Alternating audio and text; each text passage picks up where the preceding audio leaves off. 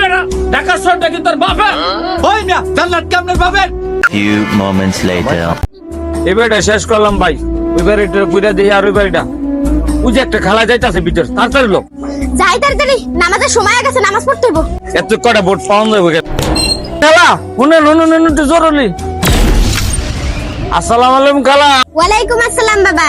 আমরা জামাত ইসলামতে ভোট চাইবার আইছিলাম। খালা আপনি দাঁড়িপাল্লা ভোট দেন, দাঁড়িপাল্লা ভোট দিলে বিনা হিসাবে জান্নাতে যাবেন। কে অবস্থারা আর কি নামাজ কালাম করার লাগতো না? নামাজ কালামও করবেন, দাঁড়িপাল্লা ভোটও দিবেন খালা। বাবা সেলিম এদিকে আয়। কিসে মা কি লেগে ডাকতেছ? দাড়ি পাল্লায় ভোট দিলে নাকি জান্নাতে যাওয়া যাইব? কি গো মা? হ ভাই, তাহলে ভাই একটা কথা কই। কি কইবেন ভাই কোন?